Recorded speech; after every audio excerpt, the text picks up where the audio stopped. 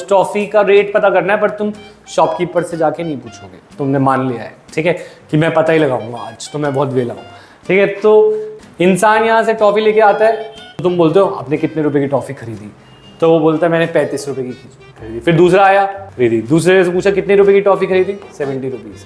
फिर उसने पूछा कि कितने रुपीज़ की खरीदी, 28 रुपीज़। तुमने बोला मैं पूछूंगा नहीं, मैं ऐसे ही पता लगाऊंगा कि टॉफ़ी का रेट क्या है। तो जिससे भी आता है उससे पूछते कितने रुपए की टॉफ़ी खरीदी, और क्या इससे पता चलेगा कभी या नहीं पता चलेगा? चल जाएगा नहीं, रेट से भी पता चल नहीं जाएगा कितने रुपए की टॉफ़ी खरीदी।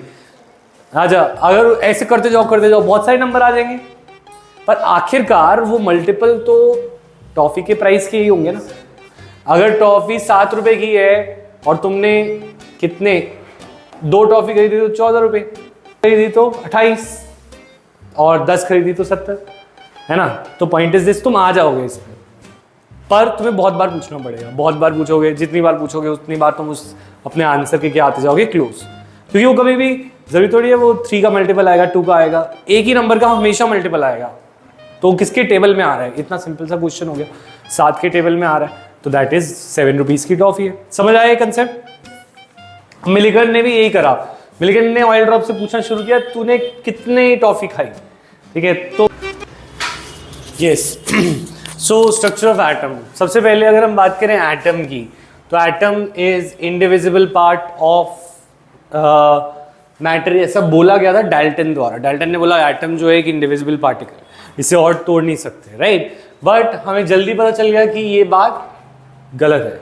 क्यों? क्योंकि इससे छोटे पार्टिकल्स हमें मिलने लगे, जैसे इलेक्ट्रॉन, प्रोटॉन और न्यूट्रॉन। इन पार्टिकल्स को हम बोलते हैं सब एटॉमिक पार्टिकल्स।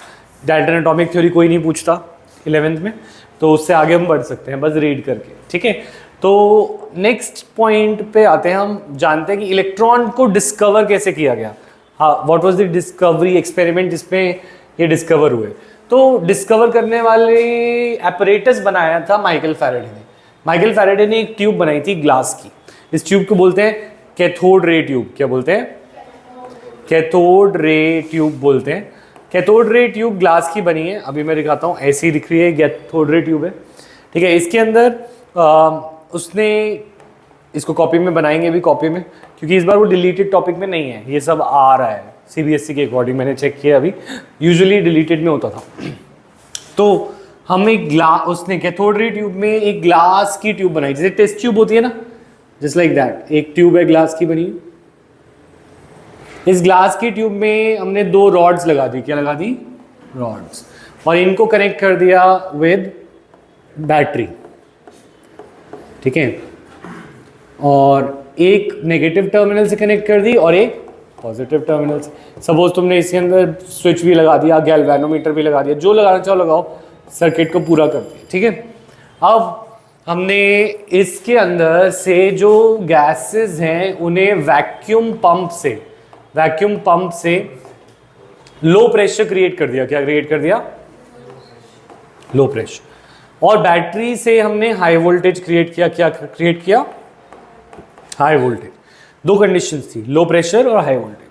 अब तुम्हें क्या लगता है, क्या इसमें करंट पास होना चाहिए या नहीं होना चाहिए? कैसे? ये चार्जर, मेरा फोन, करंट चार्ज होना चाहिए, ठीक है, पास चार्ज करें फोन, होगा चार्ज? वैक्यूम में लेकर आओ, फिर हो जाएगा चार्ज। वैक्यूम है ही नहीं, लो प्रेशर है। वैक्यूम पंप से हमने गैस को निकाला है, पर वैक्यूम नहीं है, गैस है, तभी लो प्रेशर है, ठीक है। और वैक्यूम हो तो ऐसे तो स्पेस में एक प्लैनेट से दूसरे प्लैनेट हम बिजली फेंक देते हैं, वैक्यूम है बाहर, दो है, तो क्या करंट पास होता है या नहीं? नहीं होता, क्योंकि circuit is not complete. Circuit complete है या इनकम्प्लीट है? सर्किट इनकम्प्लीट है, तो करंट पास नहीं होना चाहिए, पर हो गया, ठीक है। पर अभी तू आगे कैसे जंप कर रहा है, जो पूछ रहा हूँ वो जवाब दे, कि क्या करंट पास होना चाहिए या नहीं होना चाहिए? नहीं होना चाहिए, पर करंट पास हो गया, ठीक है। ये कैसे हो गया? ये साइंटिस्ट को बहुत टाइम तक परेशान किया कि करंट तो पास होना ही नहीं चाहिए था, क्योंकि 2 रॉड्स दूर है और उनके बीच में कुछ भी नहीं है, कंडक्टिंग वायर तो है नहीं जिससे करंट पास हो रहा है। तो फिर एपरेटस बनाया था फैराडे ने, पर थॉमसन ने इसके ऊपर डिस्कवर किया कि क्या चीज़ है जो करंट को पास करा रही है, व्हाट इज द थिंग। तो इलेक्ट्रिसिटी तब तक डिस्कवर्ड था पर इलेक्ट्रॉन तब तक डिस्कवर नहीं था, तो डिस्कवरी ऑफ इलेक्ट्रॉन ही कर रहे हैं हम। उसने एक मटेरियल लगाया, इस मटेरियल का को बोलते हैं फॉस्फोरेसेंट मटेरियल। क्या बोलते हैं? फॉस्फोरेसेंट मटेरियल का एग्जांपल है जिंक सल्फाइड। इट्स लाइक जैसे अगर मैं गीला पेंट लगा दूं और गीले पेंट पे बॉल मारूं तो बॉल का निशान वहां पे दिखेगा, हाँ या ना? बट ये थोड़ा सा अलग है। ये मटेरियल ऐसा है जिसमें हम अगर कोई पार्टिकल हिट करता है तो वहां पे ग्लो करता है वो एरिया। क्या करता है? ग्लो। तो ग्लोइंग मार्क्स आने लगे जब उसने एनोड में छेद कर दिया। एनोड में क्या कर दिए थे? छेद। एनोड के अंदर छेद कर दिया तो कोई पार्टिकल है जो कैथोड से चल रहा है और एनोड की तरफ। नेगेटिव वाली रॉड को बोलते हैं कैथोड और पॉजिटिव वाली रॉड को बोलते हैं एनोड। तो कोई ना कोई पार्टिकल जरूर है जो कैथोड से चल रहा है और एनोड की तरफ जा रहा है और वो ही करंट को पास करा रहा है। वो किसको पास करा रहा है? करंट को। तो इस रेज को हमने नाम दिया कैथोड रे। क्या नाम दिया? Cathode ray. ये वाली बात समझ आई सबको, हाँ या ना? ठीक है। अब कैथोड रेज की कुछ प्रॉपर्टीज हमने पढ़ी। First property, it travels in straight line. Travels in straight line, ठीक है। दूसरी बात, starts from negative towards positive. Cathode से चलती है और एनोड की तरफ जाती है। क्लियर है पॉइंट? ठीक है। तो it behaves like a positive particle या नेगेटिव?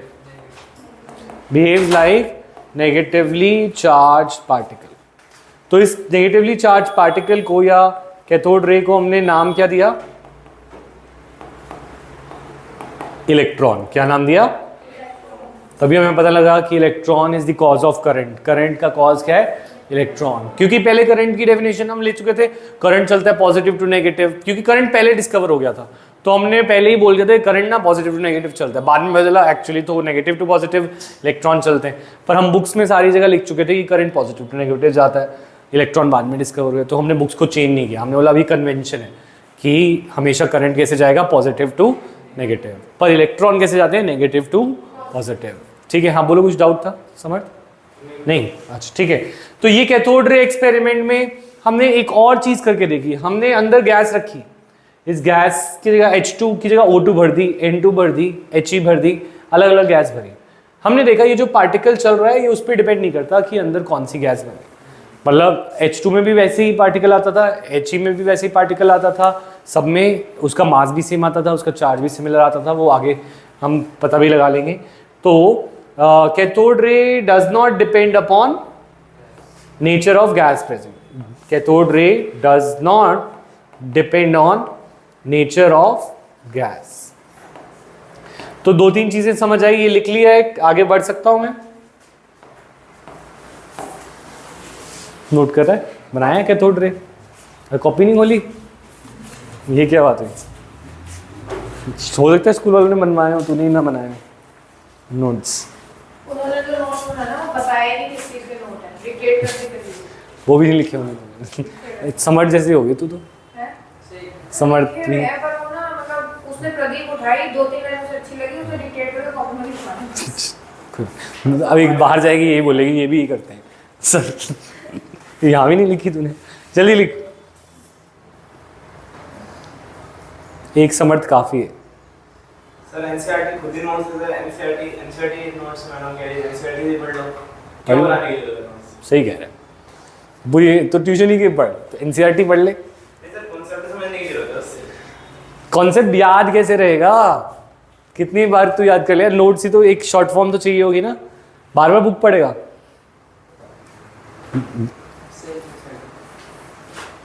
इंग्लिश में जब तुझे चैप्टर दिया जाता है तो तू जब समरी लिखते है तो पूरा चैप्टर लिख के आता है या फिर समरी लिखता है ना उसकी? तो समरी भी तो जरूरी है ना। अच्छा बस इतना ही ये बनाना था और ये सब तो लिखा हुआ है नोट्स में, उसकी कोई दिक्कत नहीं। ये बना लिया सबने। तो इस एक्सपेरिमेंट से बस दो तीन चीजें तुम मुझे बोल के बताओ। कैथोड रेज ट्रैवल इन, थोड़ा तेज बोलना पड़ेगा। Cathode ray travel in, behave as negatively या positively charged particle? They are also called electrons now. Also एक बात और थी, cathode ray does not depend upon the nature of gas present, क्या gas है, ठीक है। तो आते हैं फिर थॉमसन ने थोड़ा सा इसको और मॉडिफाई किया, उसको थोड़ी सक्सेस मिली, उसे और सक्सेस चाहिए, हर एक को पैसा पैसा चाहिए, नाम चाहिए, तो उसने थोड़ी और मेहनत करी, उसने तुम्हारा कोर्स और बढ़ाया, तो उसने कैथोड रे को थोड़ा सा मॉडिफाई कर दिया। क्या कर दिया? मॉडिफाई। अब इस ग्लास की ट्यूब में उसने दो चीजें लगाई, एक दिख रही है इलेक्ट्रिक प्लेट और एक मैग्नेट। क्या दिख रही है? मैग्नेट। मैग्नेट और इलेक्ट्रिक प्लेट दोनों चीजें लगा दी। तो इससे होगा क्या, क्या फर्क पड़ता है? तो देखते हैं, बनाते हैं एक्सपेरिमेंट में, बस तुम फिगर्स बनाते जाओ, बाकी तुम करो ना करो कोई दिक्कत। तो कैथोड रे ट्यूब को मॉडिफाई कर दिया हमने।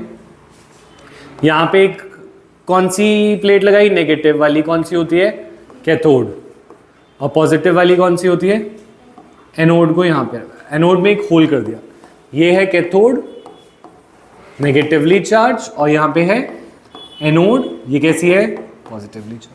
अब कैथोड रे दोबारा निकलेगा, क्योंकि दो कंडीशंस चाहिए होती हैं, एक हाई वोल्टेज, एक क्या? हाई वोल्टेज, और दूसरा क्या? Low pressure. तो दो कंडीशन चाहिए होती हैं for removal, for cathode rays to be released यहाँ पे, और वो कंडीशंस दे दी तुमने। और cathode ray travel in straight line. Cathode ray यहाँ से निकला, जो होल से जाएगा वो सीधा ही जाएगा, ठीक है। इधर हमने मटेरियल लगाया समर्थ, क्या नाम था उस मटेरियल का? फॉस्फोरेसेंट, हाँ material, phosphorescent material. Phosphorescent material का एग्जांपल समर्थ? जिंक सल्फाइड, राइट, ठीक है। अब कैसे पता चलेगा कि पार्टिकल यहां आया कि नहीं? ग्लो करेगा। क्या करेगा? तो अगर कोई इलेक्ट्रिक फील्ड नहीं, कोई मैग्नेटिक फील्ड नहीं, तो it goes to point B. कौन से पॉइंट पे जाता है? बी। अब हमने किया, अगर इसका हमने ऊपर इलेक्ट्रिक फील्ड को ऑन कर दिया, ये प्लेट को ऑन कर दिया, तो इलेक्ट्रॉन नेगेटिव या पॉजिटिव की तरफ जाएगा, तो ये गया टुवर्ड्स पॉइंट ए। सिर्फ हमने इलेक्ट्रिक फील्ड ऑन करी और इलेक्ट्रॉन तो मूव कर ही रहा है, कैथोड रे से आ रहा है ना, कैथोड रे पार्टिकल है, पार्टिकल। अभी तो पार्टिकल की बात कर रहे हैं ना, करंट तो वायर्स में चलता है, वो करंट तो वायर्स में चलता है ना, हवा में करंट नहीं चलता। ये इलेक्ट्रिक फील्ड, ये हाँ ये फील्ड है, पॉजिटिव नेगेटिव फील्ड लगा दी। अच्छा, एक मैग्नेट भी लगाई थी, हाँ या ना, नॉर्थ साउथ जैसे भी था, मतलब इस तरीके से लगाई। हमने 10th में पढ़ा और भुला दिया कि एक चार्ज पार्टिकल जब मैग्नेटिक फील्ड में आता है तो उसमें मोशन आता है, right hand thumb rule, left hand thumb rule, याद आया? तो जब भी कोई चार्ज पार्टिकल मैग्नेटिक फील्ड में चलता है तो वो मोशन दिखाता है। क्या दिखाता है? मोशन। ऋतिक दिमाग यहाँ है। तो उसने ऐसे सेट किया कि जो जहां से पार्टिकल पॉजिटिव की तरफ जा रहा है, इलेक्ट्रिक फील्ड में कहाँ जा रहा है? ऊपर। तो उसने ऐसे सेट करी मैग्नेट की, मैग्नेट जाए, मैग्नेट के साथ वो जाए उसके ऑपोजिट एंड पे। किस पे गया? सी पे, ठीक है। तो जब इलेक्ट्रिक फील्ड ऑन है तो वो कहाँ जा रहा है? ए पे। जब मैग्नेटिक फील्ड ऑन है तो कहाँ जा रहा है? सी पे। और दोनों ऑफ है तो कहाँ जा रहा है? बी पे। ये दो तीन चीजें समझ आ गई, हाँ या ना? ऋतिक, हृदय समझ आ गया? दोबारा बता रहा हूँ, खोना मत। देखो, इलेक्ट्रॉन, ये इलेक्ट्रॉन ट्रैवलिंग स्ट्रेट पाथ, अगर इलेक्ट्रिक फील्ड और मैग्नेटिक फील्ड बंद है तो ये कहाँ जाएगा? Towards point B.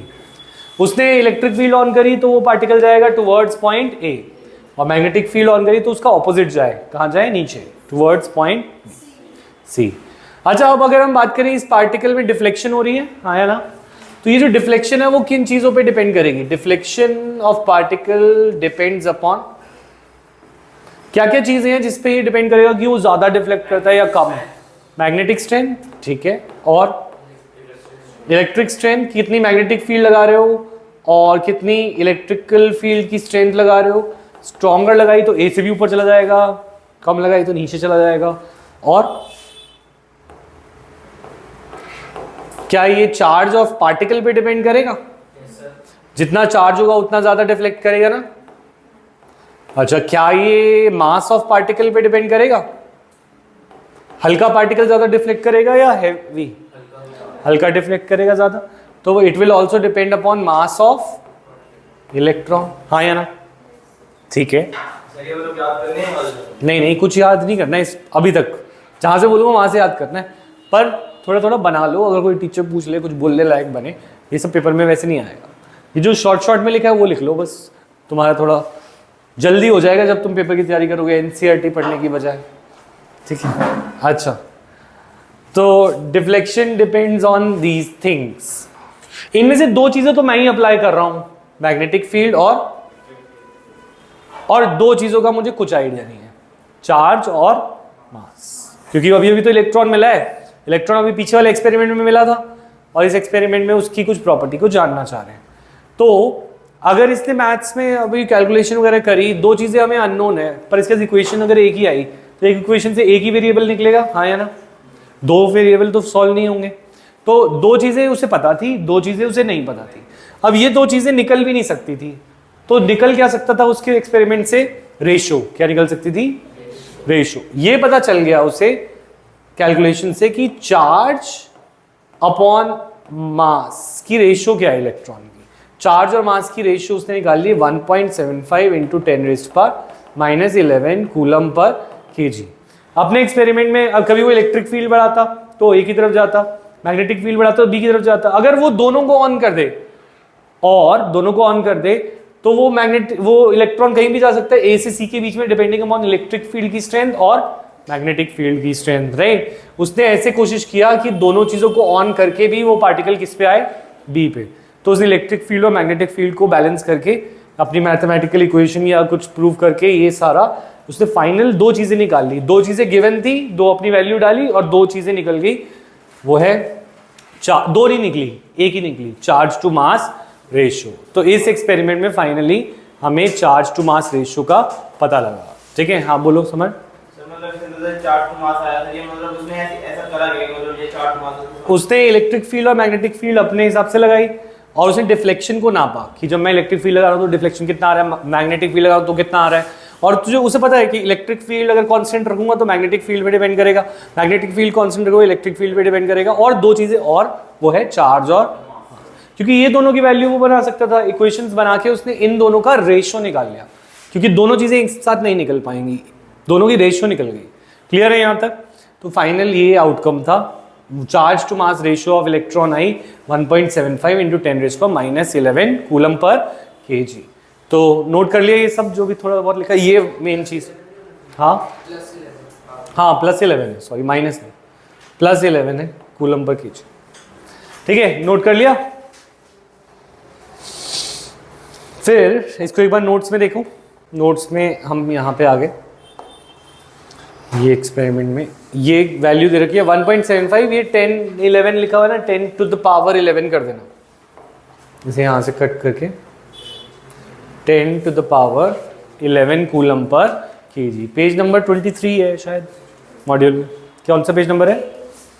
18, ठीक है। नेक्स्ट, अब अगर हम बात करें इसके बाद, क्योंकि अभी चार्ज टू मास निकला, अब चार्ज नहीं निकला, मास नहीं निकला, तो एक और एक्सपेरिमेंट हुआ, इसे बोलते हैं मिलिकन ऑयल ड्रॉप एक्सपेरिमेंट, ठीक है। मिलिकन ऑयल ड्रॉप एक्सपेरिमेंट में देखो क्या किया उसने, एक वेसल लिया, क्या लिया? वेसल। तो लिखते हैं अपनी कॉपी में शॉर्ट में, Millikan oil drop experiment, third experiment.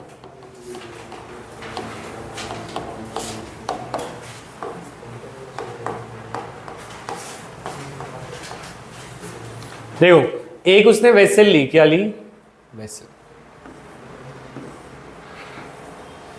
इस वेसल के अंदर उसने दो रॉड्स लगा दी, एक लगा दी नेगेटिवली चार्ज कैथोड, एक क्या लगा दिया? कैथोड, वो जो कि नेगेटिव चार्ज है, और एक उसने बना दिया एनोड जो कि पॉजिटिव चार्ज है, कैथोड और एक एनोड लगा दिया, ठीक है। एक उसने यहां पे लगा दिया एटमाइजर, क्या लगा दिया? एटमाइजर कुछ नहीं, जो पानी स्प्रे करने की एक मशीन है ना। तो जैसे पानी स्प्रे करते हैं, वो यहाँ पे ऑयल स्प्रे कर रहा था, क्या स्प्रे कर रहा था? ऑयल, ठीक है। ऑयल स्प्रे, और इसके बीच में एनोड के बीच में होल है, तो यहाँ पे एनोड से नीचे जाएगा हमारा ऑयल ड्रॉप, क्या जाएगा? इधर उसने एक एक्सरे का सोर्स लगा दिया। किसका सोर्स लगा दिया? एक्सरे का सोर्स। एक्सरे की क्या ज़रूरत थी? और तुम भी मुझे पूछते हो मुझसे, कुछ बच्चों ने तो पहले पढ़ा हुआ है, जो नए बच्चे हैं वो तो पूछने का मन ही नहीं है, बस लिखवा दो नोट्स, है ना, हम पढ़ लेंगे पेपर से पहले। साइंस लिए, कॉमर्स लिए, आर्ट्स क्या लिए है, तो कुछ साइंस लिए तो कुछ पूछोगे ना कि क्यों हुआ, कैसे हुआ, ये कहाँ से आए थे इलेक्ट्रॉन, इलेक्ट्रॉन कहाँ से आ गए, कैथोड रे कैसे पैदा हुई?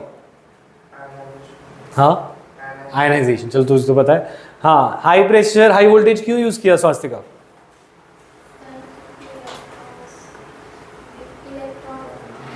क्योंकि निकलते हैं, कहाँ से निकलते हैं? मतलब रॉड से निकलते हैं? ये लगता है इस रॉड से निकलेंगे। पूछा क्यों नहीं? हाँ से एज लो प्रेशर से। कहाँ प्रेशर में क्या होता है? वैक्यूम होगा तो निकलेगा ही नहीं। लो प्रेशर पे बोला है हमने। पूछा क्यों नहीं?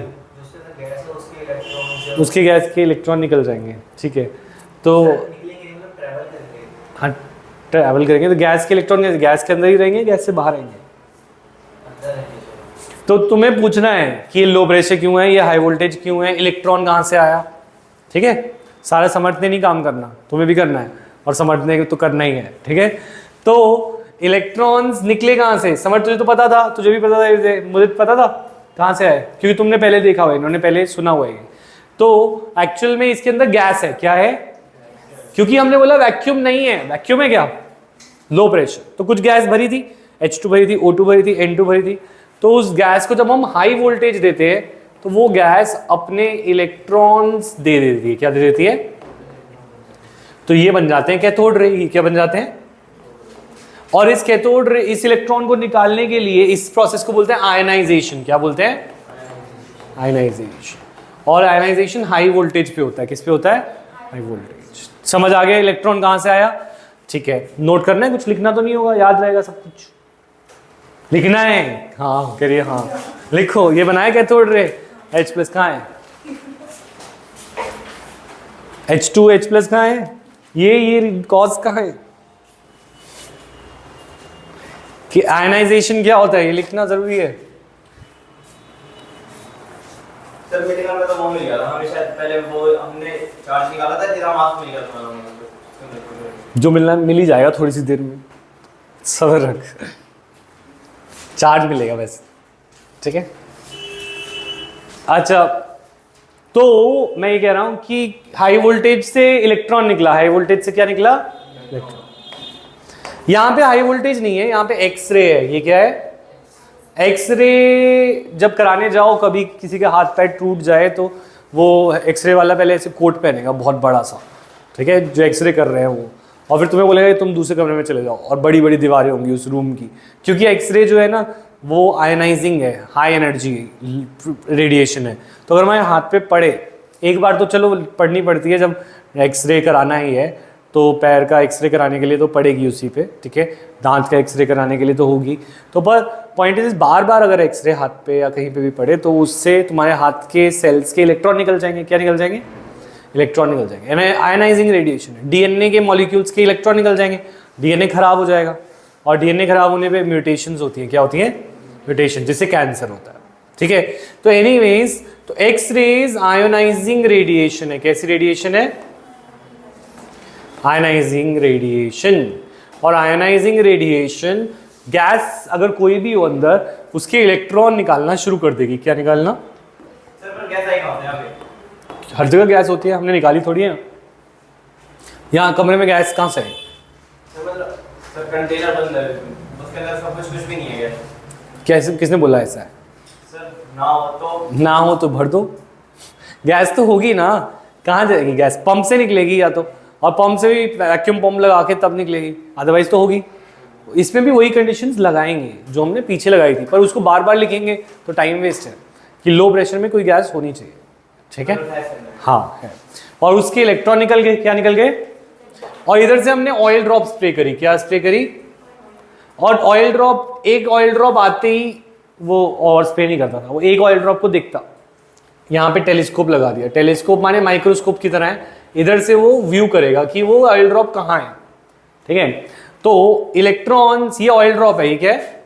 Oil drop. इस ऑयल ड्रॉप ने इलेक्ट्रॉन्स इसके हवा में चल रहे हैं अभी, क्योंकि आयन एक्सरे ने अभी इलेक्ट्रॉन निकाले हैं, तो वो एब्जॉर्ब कर लेगा। जैसे वो डर्ट पार्टिकल पानी एब्जॉर्ब करता है, वैसे ऑयल क्या करेगा? इलेक्ट्रॉन्स को एब्जॉर्ब कर लेगा, राइट। अब जब उसने इलेक्ट्रॉन को एब्जॉर्ब कर लिया तो ऑयल ड्रॉप पे चार्ज आ जाएगा।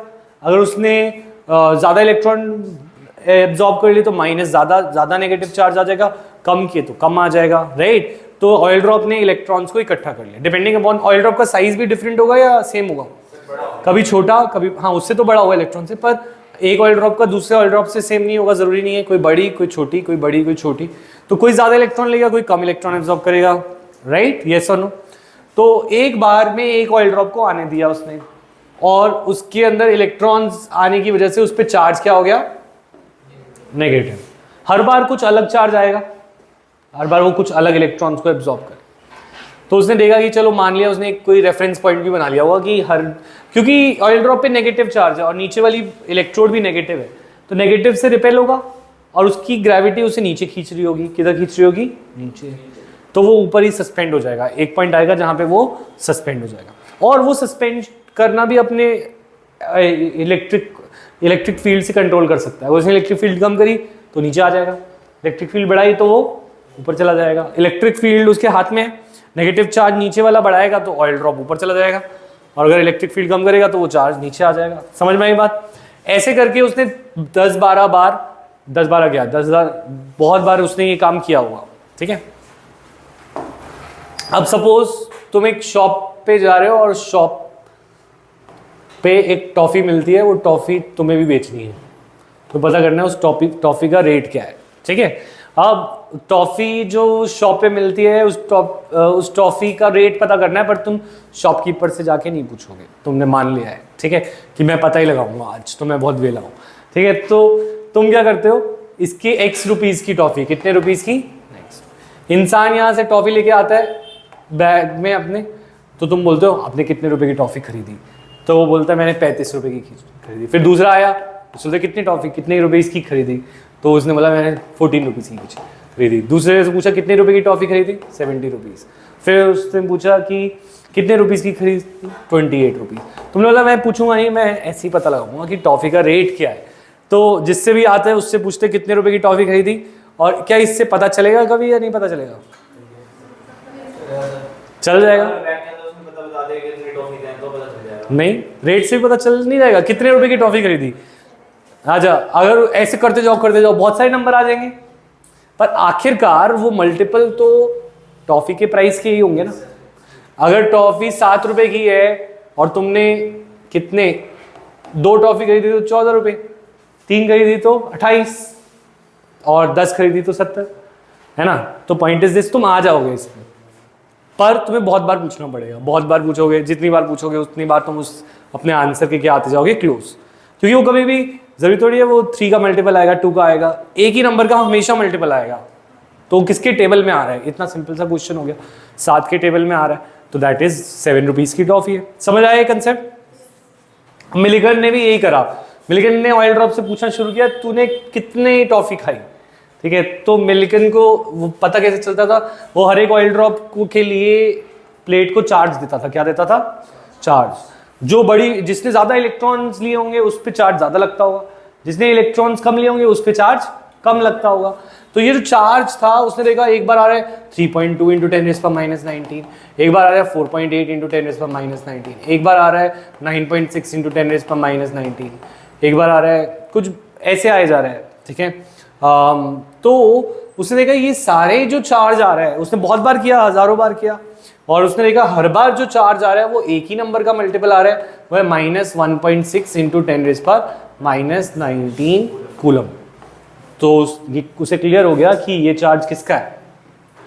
1 इलेक्ट्रॉन का चार्ज, क्योंकि एक टॉफी का रेट है और कितनी बार उसने टॉफीज खाई उसके हिसाब से उसके ऊपर टोटल चार्ज आना था। तो ये मिलिगन ने चार्ज ऑन इलेक्ट्रॉन पता लगा लिया। क्लियर है ये सब? ठीक है, आगे बढ़े नेक्स्ट टॉपिक पे। मिलिगन ऑयल ड्रॉप एक्सपेरिमेंट में देखते हैं एक बार नोट्स में। तो finally he found that charge on electron, यहाँ पे लिख लेना अपने मॉड्यूल में नोट्स में, चार्ज ऑन इलेक्ट्रॉन आया -1.6 इंटू 10⁻⁻19 कूलम, ये चार्ज आया। ठीक है, अब लास्ट फोर्थ वाले टॉपिक को तुम हटा के उसको मास ऑफ इलेक्ट्रॉन बना दो। क्या बना दो? Mass of electron. चार्ज तो हम पहले ही पता लगा लिया, मास तुम बन गए अब साइंटिस्ट। अब तुमने बोला कि अब मैं कुछ करके दिखाऊंगा। चार्ज टू मास रेशियो तो तुम्हें पता ही थी, थॉमसन ने निकाल के दी थी, वो क्या थी? 1.75 इंटू 10⁻11 कूलम पर केजी।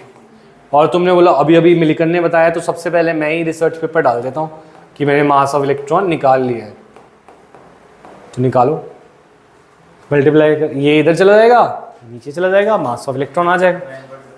तो मास ऑफ इलेक्ट्रॉन आ गया 9.1 इंटू 10⁻31 kg।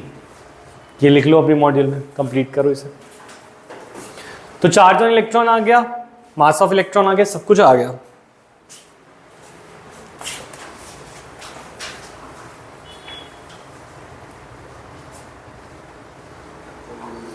तो कैथोड रेज एक्सपेरिमेंट था, उसमें हमने किया discovery of electron. Second experiment Thomson's charge to mass ratio experiment था, उसमें हमें चार्ज टू मास की रेशियो मिल गई। थर्ड में मिलिकन ऑयल ड्रॉप में चार्ज मिल गया, और चार्ज टू मास और चार्ज को मिला के हमने मास ऑफ इलेक्ट्रॉन भी निकाल लिया। अब एक सब एटॉमिक पार्टिकल की सारी कहानी हो गई, यानी इलेक्ट्रॉन। फिर हम आए डिस्कवरी ऑफ प्रोटॉन पे। ठीक है, मिटा दो ये सारा। तो किसी समझदार इंसान ने सोचा कि अगर थॉमसन ने इधर कोटिंग कर दी, मैं उधर कोटिंग कर दूंगा। उसने फॉस्फोरेसेंट मटेरियल कहां लगाया था? इधर। हाँ, नहीं गेट क्यों खोल रहे? यहीं से जाएगा। इसको अपने सामने ले जाना। 8 बज गया, ठीक है, करा दो। अच्छा, यहाँ पर हमारे पास है फॉस्फोरेसेंट की कोटिंग, उसने यहाँ करी थी, तो उसने सोचा वहाँ पे कर देता हूँ, देखता हूँ कि ऐसा तो नहीं है कोई पार्टिकल इधर आ रहा हो। ठीक है, तो कैथोड के यहाँ पे पहले उसने कोटिंग एनोड के बाहर करी थी, राइट, और एनोड में होल किया था। अब उसने एनोड की जगह कैथोड पे ही कोटिंग कर दी, और एक्चुअल में वहां पे फिर ग्लोइंग मार्क्स आ गए। दैट मीन्स कोई पार्टिकल है जो एनोड से चलता है किसकी तरफ? कैथोड की तरफ। ठीक है, हाँ। अगर प्रोटॉन और इलेक्ट्रॉन जब सेपरेट हो गए तो अंदर तो कोई एलिमेंट एग्जिस्ट नहीं कर सकता ना। अभी तो कहानी सुनो, तो थोड़ी सी आगे तो बढ़े। ठीक है, तो ये क्या हुआ, इसको नाम दिया कैनाल रे। क्या नाम दिया? Canal raise. ठीक है, जो नेगेटिव टू पॉजिटिव जा रहा था उसे कैथोड रे बोला, और जो पॉजिटिव टू नेगेटिव जा रहा था उसे canal raise. Canal raise travel in straight line. फिर से पता लगा कैनाल रेज कैसे चलते हैं? Straight line. कैनाल रेज, अच्छा अगर कैथोड रे इलेक्ट्रॉन थे तो कैनाल रे क्या होंगे? नहीं थे। ठीक है, canal raise depends upon nature of gas. सबसे बड़ा हिंट ये था कि अगर मैं यहाँ पे हाइड्रोजन भर रहा हूं तो इस पार्टिकल का मास अलग आ रहा है, अगर मैं हीलियम भर रहा हूं तो अलग आ रहा है, ऑक्सीजन भर रहा हूं तो अलग आ रहा है। कैथोड रे के साथ ऐसा नहीं था। अगर हम उसमें हाइड्रोजन भरते थे, हीलियम भरते थे, ऑक्सीजन भरते थे, सब में उसका charge to mass ratio same रहता था। पर जब कैनाल रेज में ही हम कर रहे हैं तो ये charge to mass ratio different आ रहा है हर बार, हर एक गैस के लिए। तो canal raise depend upon nature of gas. Canal raise, cathode rays do not depend upon.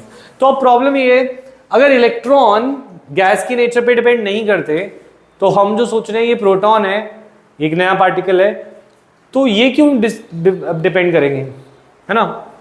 It's like electron और प्रोटॉन तो बिल्कुल बेसिक पार्टिकल्स ऑफ मैटर है ना, ये तो सबके लिए सेम होने चाहिए। क्या होने चाहिए? सेम। ठीक है, क्योंकि अगर Na दे देता है तो Cl ले लेता है, तो Cl ये तो नहीं सोचता ये तो Na का इलेक्ट्रॉन मैं नहीं लेता, ले लेता है ना, क्योंकि वो इलेक्ट्रॉन क्या है? सेम। ठीक है, तो अब पॉइंट इज दिस कि ये है क्या, अगर सपोज हीलियम गैस भरी तो हाई वोल्टेज में ये आयोनाइज होती, क्या होती? आयनाइज होती ये बन जाती He2+ और ये बना लेती 2 इलेक्ट्रॉन। क्या बना लेती? 2 इलेक्ट्रॉन तो बन गए कैथोड रे। क्या बन गए? पर सोचो तो प्रोटॉन तो निकला ही नहीं। प्रोटॉन निकला क्या? नहीं, प्रोटॉन तो निकलता ही नहीं न्यूक्लियस के बाद। तो जो कैनाल रे है वो एक्चुअली में गैसियस आयन है। वो क्या है? हम सोचे थे वो प्रोटॉन होगा पर वो निकला क्या? Gas ion. ठीक है, यानी कि अगर ये हाइड्रोजन भरता तो हाइड्रोजन आयन होता, ऑक्सीजन भरता तो यहाँ पे ऑक्सीजन आयन होता। तो canal rays are not proton, they are positively charge gaseous ions. They are positively charge gaseous ion. ये लिखा आगे। The functional combination of nerve and muscle tissue. अगर नर्व और मसल के मिला के एनिमल टिश्यूज़ का सबसे बड़ा इम्पोर्टेंस है, सबसे ज़्यादा इम्पोर्टेंट है ये दोनों। ठीक है, समझ आई ये बात या नहीं आई? ऋतिक आ गई? हृदय ठीक है। मतलब उन्हें पता कैसे चला कि एक ही सिमिलर पार्टिकल ऐड करा है? मतलब अगर दो जगह ऐड करा है तो उन्हें कैसे पता कि सेम पार्टिकल आ रहा है? दोनों का चार्ज टू मास निकाल लो। मतलब अगर तुम, हम चार्ज टू मास का एक्सपेरिमेंट कर चुके हैं, तुम इधर से मॉडिफाई कर दो तो चार्ज टू मास निकाल लो। पार्टिकल के, हर एक पार्टिकल का मास जो चार्ज सेम आ रहा था, पर अगर मैं गैस बदल रहा था तो अलग आ रहा था। ठीक है, हाँ। और किसी को कोई डाउट? अच्छा, तो अब सबसे हल्की गैस कौन सी होगी? हाइड्रोजन की। सबसे हल्का कैनाल रे किसका होगा? हाइड्रोजन का। इसको नाम दे दिया प्रोटॉन। क्या नाम दे दिया? क्योंकि एक्चुअली इसमें एक प्रोटॉन ही है। सोचो, हाइड्रोजन होता है H, क्या होता है? इसके अंदर होता है 1 प्रोटॉन 1 इलेक्ट्रॉन 0 न्यूट्रॉन। और इसमें से इलेक्ट्रॉन निकाल दूं आयनाइजेशन से, तो इसके पास बचा क्या? सिर्फ एक प्रोटॉन ही तो बचा इसके पास। तो H+ आयन जो लाइटेस्ट गैस आयन है उसको हमने क्या नाम दिया? प्रोटॉन। ठीक है, क्लियर है ये पॉइंट? हाइड्रोजन आयन जो है वो प्रोटॉन है। ठीक है, अच्छा, ये सब कहानी हो गई डिस्कवरी ऑफ प्रोटॉन की। दिमाग में घुस रही है? याद तो करनी नहीं, बस सुनते जाना है और समझना है कि कैथोड रे क्या होती है, कैनाल रे क्या होती है। ये आ सकता है MCQ और एंट्रेंस में कि कैनाल रे क्या होती है, कैथोड रे क्या होती है, कैनाल रे पे कितना चार्ज है, कैथोड रे पे कितना चार्ज है, एटसेट्रा। अच्छा,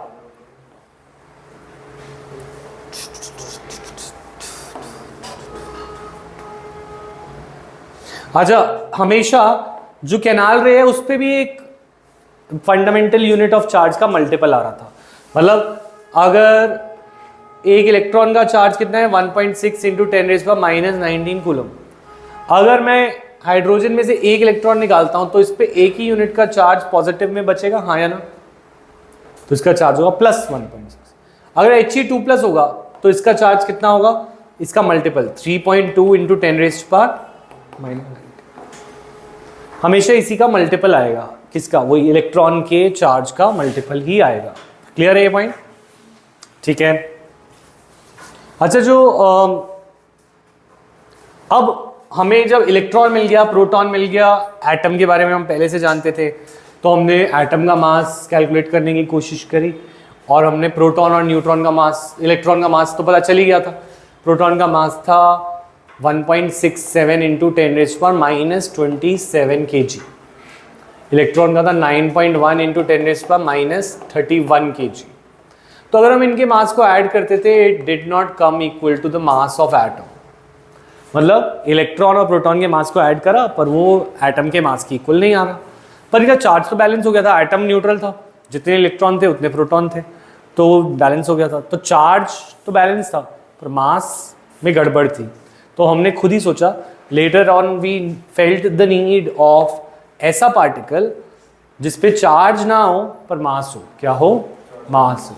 तो वो था न्यूट्रॉन, और इसको डिस्कवर किया था चैडविक ने। इसमें एनसीईआरटी ने इतनी सी कहानी दे रखी है, पर सोचना चाहो तो सोच सकते हो। Bombarding a thin sheet of beryllium, beryllium की एक पतली सी शीट ली और उसके ऊपर अल्फा पार्टिकल डाला। अल्फा पार्टिकल क्या होता है? हीलियम 2+ आयन को बोलते हैं अल्फा पार्टिकल। अल्फा पार्टिकल तो इसका नाम है, नहीं सर मतलब H2+ के अलावा और कोई एलिमेंट्स को अल्फा रे नहीं बोलते, हाँ अल्फा पार्टिकल बोलते, उसी है। यही होगा, ठीक है। तो अल्फा पार्टिकल हीलियम आयन है, इसको बेरिलियम की शीट पे फेंका, जैसे रदरफोर्ड ने फेंका था अपने एक्सपेरिमेंट में गोल्ड फॉइल पे, याद होगा थोड़ा थोड़ा। तो इससे फिर ये फर्क पता चल रहा है कि अगर जैसे हम हीलियम इसमें से एटम में से एक पॉजिटिव प्लेट लगा दें एक नेगेटिव, मतलब एक एग्जांपल ही दे रहा हूँ, कर तो सकते हैं ये ना, एक पॉजिटिव प्लेट लगा दी एक नेगेटिव, इलेक्ट्रॉन ऊपर चला जाएगा पॉजिटिव की तरफ, कैनाल रे नीचे चली जाएगी, और अगर कोई पार्टिकल न्यूट्रल होगा तो वो जाके किधर हिट करेगा, सीधा, क्योंकि ना वो पॉजिटिव की तरफ जाएगा ना वो नेगेटिव, तो वो सीधा चला जाएगा। और अगर यहाँ पे हिटिंग आई तो मतलब कोई न्यूट्रल पार्टिकल है, न्यूट्रॉन, ठीक है, समझ आई बात। अच्छा, Thomson's model of an atom. फिर अब कहानियां शुरू हुई एटम के बारे में, अभी तक हम सब एटॉमिक पार्टिकल्स की बात, तो ये बात तो तुम बचपन में ही पढ़ा है कि वाटरमेलन मॉडल, वाटरमेलन का जो रेडिश पार्ट है वो पूरा का पूरा पॉजिटिव चार्ज है, वो कैसा है, पॉजिटिव चार्ज, और जो सीड्स होते हैं दे आर लाइक इलेक्ट्रॉन्स, ये बोला थॉमसन ने। ये अच्छा लग रहा था सब कुछ, क्योंकि न्यूट्रलिटी को एक्सप्लेन कर रहा था, जितना पॉजिटिव चार्ज है उतना नेगेटिव है, तो पॉजिटिव नेगेटिव जीरो, न्यूट्रल है, एटम न्यूट्रल था, बट इसमें कोई भी इलेक्ट्रॉन कैसे डिस्ट्रीब्यूटेड है उसके बारे में नहीं बताया। और आगे आने वाले एक्सपेरिमेंट से ये पॉइंट फेल भी हो गया, तो आगे रदरफोर्ड ने कुछ एक्सपेरिमेंट किए जिसकी वजह से ये थॉमसन का मॉडल फेल हो गया, ठीक है। तो थॉमसन ऐसा क्या किया रदरफोर्ड ने, रदरफोर्ड ने एक गोल्ड की फॉइल ली, किसकी फॉइल ली, गोल्ड की फॉइल पे अल्फा पार्टिकल, अल्फा पार्टिकल क्या था, हीलियम अल्फा, हीलियम रेस है ना, हीलियम अल्फा रे, हीलियम 2+ आयन, ठीक है। और वो गोल्ड की फॉइल के अंदर एटम होगा, गोल्ड की फॉइल में क्या होगा, एटम। अब इस थिन गोल्ड फॉइल के एटम से जब अल्फा रे को पास कराते थे ज्यादातर कैसे चले जाते थे, स्ट्रेट। इसका मतलब थॉमसन गलत था, क्यों, थॉमसन ने बोला सारा का सारा पॉजिटिव है, सारा का सारा क्या है, पूरा पॉजिटिव है, तो अगर अल्फा रेज भी पॉजिटिव है और एटम ही पॉजिटिव है तो पॉजिटिव पॉजिटिव के साथ डिफ्लेक्ट होना चाहिए, क्या होना चाहिए, डिफ्लेक्ट। पर वो कह रहे हैं ज्यादातर पार्टिकल्स तो सीधे ही चले गए, कैसे चले गए, दैट मीन्स पॉजिटिव चार्ज नहीं है, जैसे थॉमसन ने बोला था, तो गड़बड़ हो गई थी यहीं पे, थॉमसन का फेल हो गया मॉडल, ठीक है। बहुत कुछ पार्टिकल्स डिफ्लेक्ट हो जाते थे बाय स्मॉल एंगल्स, छोटे से एंगल्स, और एक 1 in 12,000 या 20,000 बाउंस बैक कर जाता था, क्या कर जाता था, बाउंस बैक। तो मतलब 20,000 या 12,000 बार हम पॉजिटिव को पकड़ ही नहीं पाते थे, एक ही बार जाके पॉजिटिव पे लगता था, वो भी 12,000 में से एक बार। तो दैट मीन्स पॉजिटिव चार्ज बहुत छोटे से एरिया में प्रेजेंट है, और इस छोटे से पॉइंट को हम बोलते हैं न्यूक्लियस, क्या बोलते हैं, न्यूक्लियस, ठीक है। यहां तक समझ आया, इतनी कहानी काफी आज के लिए। गोल्ड, क्योंकि gold is the most malleable metal, तो सबसे पतली शीट गोल्ड की बन सकती है फ्यू एटम्स तक, ठीक है। अच्छा, तो रदरफोर्ड का फाइनल मॉडल जो था वो यही था कि न्यूक्लियस सेंटर में, जहाँ पे सारा मास और चार्ज है, जहाँ पे सारा क्या है, मास और चार्ज, यानी न्यूट्रॉन्स हैवी होते हैं और प्रोटॉन वो दोनों वही हैं, इलेक्ट्रॉन बहुत हल्के होते हैं उनकी कंपेयर, तो इलेक्ट्रॉन बाहर रहते हैं, इलेक्ट्रॉन कहाँ रहते हैं। अच्छा, एटम का साइज तो हमें थॉमसन ने दिया था, थॉमसन ने बता दिया था एटम का साइज है 10⁻⁻10 मीटर, और ही वॉज वेरी एक्यूरेट। तो एक चीज तो थॉमसन ने अच्छी बताई थी, साइज ऑफ एटम 10⁻10, पर न्यूक्लियस का साइज था, रदरफोर्ड ने बताया 10⁻15 मीटर, डिपेंडिंग अपॉन, हाँ, बट अभी हम लाइटेस्ट एटम्स और उनकी बात कर रहे हैं, चेंज तो करेगा। अब एटम्स की बात कर रहे थे कि एटम का साइज का रेंज है 10⁻10 और न्यूक्लियस का है 10⁻15, तो इलेक्ट्रॉन तो बाहर है, न्यूक्लियस का मतलब से न्यूक्लियस तो फिर कम ही है ना, न्यूक्लियस के अंदर सिर्फ प्रोटॉन्स और तो कभी है 10⁻⁻15 10⁻⁻10। तो ये इतना डिफरेंस है। मैंने बताया क्रिकेट का स्टेडियम अगर एटम है तो क्रिकेट बॉल एक न्यूक्लियस है, इतना छोटा है, ठीक है। तो न्यूक्लियस एटम से। तो फिर आगे हम नेक्स्ट क्लास में रदरफोर्ड को भी फेल कर देंगे, ठीक है। रदरफोर्ड कैसे फेल हुआ बस यहीं तक कर लो। एक लास्ट पॉइंट, रदरफोर्ड ने बोला कि न्यूक्लियस के आसपास क्या घूम रहा है, इलेक्ट्रॉन क्या घूम रहा है। तो अगर इलेक्ट्रॉन न्यूक्लियस के आसपास घूम रहा है तो बाद में एक थ्योरी आई थी, मैक्सवेल की थ्योरी। किसकी थ्योरी थी? मैक्सवेल ने बताया कि अगर कोई भी चार्ज पार्टिकल जैसे इलेक्ट्रॉन, कैसा पार्टिकल? Charge particle. अगर चार्ज पार्टिकल को एक्सेलरेट करेंगे, और वो एक्सेलरेट होता ही है सर्कुलर मोशन में, क्योंकि हर एक बार उसकी डायरेक्शन चेंज होती है। क्या चेंज होती है?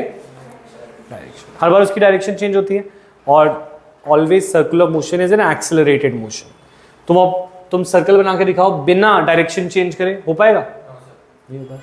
तो जैसे तुम डायरेक्शन चेंज करो तो वेलोसिटी चेंज कर रहे हो, क्योंकि वेलोसिटी हैज डायरेक्शन, और वेलोसिटी अगर चेंज हो रही है तो मैं उसे एक्सेलरेटेड बोलूंगा। क्या बोलूंगा? एक्सेलरेटेड। तो सर्कल में कोई भी चीज चलेगी तो वो एक्सेलरेटेड है। क्या है? एक्सेलरेटेड। चलती, अच्छी बात है, चलती, जैसे अर्थ चलती है, चलेगी। पर इलेक्ट्रॉन के साथ एक प्रॉब्लम है, अर्थ तो चल सकती है पर इलेक्ट्रॉन नहीं चल पाएगा ज़्यादा, क्योंकि इलेक्ट्रॉन चार्ज पार्टिकल है, और चार्ज पार्टिकल को जब भी वो एक्सेलरेट होता है तो एक रेडिएशन बनाता है जिसे बोलते हैं इलेक्ट्रोमैग्नेटिक वेव। चार्ज पार्टिकल जब एक्सेलरेट होगा तो वो एक एनर्जी लूज करेगा, इलेक्ट्रोमैग्नेटिक वेव, और इलेक्ट्रोमैग्नेटिक वेव की एनर्जी उसके मोशन से ही आएगी, तो उसका मोशन कम होता जाएगा। धीरे धीरे धीरे धीरे धीरे धीरे it will fall into the nucleus, क्योंकि जैसे वो घूम रहा होगा एनर्जी लूज कर रहा होगा, एंड में फाइनली वो न्यूक्लियस में ही चला जाएगा। और कैलकुलेशंस ने दिखाया कि ये सिर्फ 10⁻⁸ सेकेंड में हो जाएगा। तो रदरफोर्ड का मॉडल इतने से सेकेंड के लिए स्टेबल हो सकता है, इससे ज़्यादा नहीं। तो फाइनली रदरफोर्ड ने जिसको गलत प्रूव किया वो वहीं पे अटक गया, क्योंकि न्यूक्लियस पॉजिटिव था और इलेक्ट्रॉन क्या थे।